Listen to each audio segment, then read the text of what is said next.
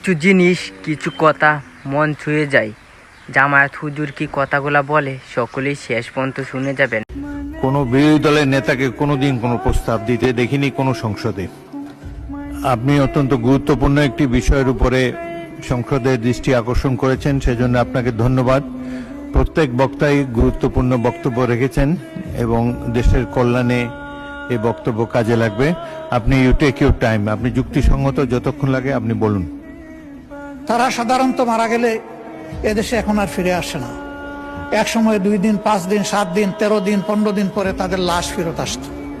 এখন সবাই বুঝেছে যে এই কাজটা সঠিক নয়, বরঞ্চ তাদের ফ্যামিলি নিয়ে যে দেশে তারা থাকেন এখন তারা চেষ্টা করেন লাশটা যেন ওখানেই দাফন হয়েছে।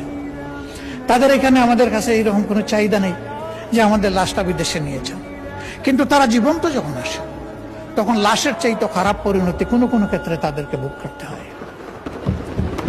আমরা তাদের প্রতি কৃতজ্ঞতা দেখাতে পারি না, এমনকি কারো কারো আপনজন, আপন ভাই তাকে তার প্রপার্টি থেকে ডিপ্রাইভ করে। এখন ই পাসপোর্ট করতে গেলে এমআরপি এবং আমাদের এনআইডি এই দুইটা হুবহু মিল থাকতে হবে।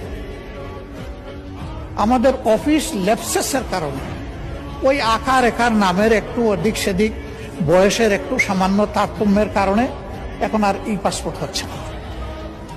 ফলে আমরা কিন্তু অনেকে এখানে ইলিগেল হয়ে গেছি অলরেডি, আর কেউ কেউ হওয়ার উপক্রম। এই সংখ্যা শত নয়, হাজার হাজার। এই প্রবলেমটা কিভাবে সর্ট আউট করে সলভ করা যায়? দুর্বলতা কিছু আমাদের অফিসিয়াল, কিছু হয়তো তাদের, কিন্তু মানুষগুলো তো আমাদের, এরা তো আমাদের অ্যাসেট। আমাদের এই অ্যাসেট গুলাকে কিভাবে আমরা এই ব্যাপারে হেল্প করতে পারি, এটা তাদের মেইন প্রবলেম। তার লিগ্যাল ইনস্ট্রুমেন্ট যদি তার হাতে না থাকে তাহলে ওই দেশে থাকবে কিভাবে? তার তো ঠিকানা হবে জেল।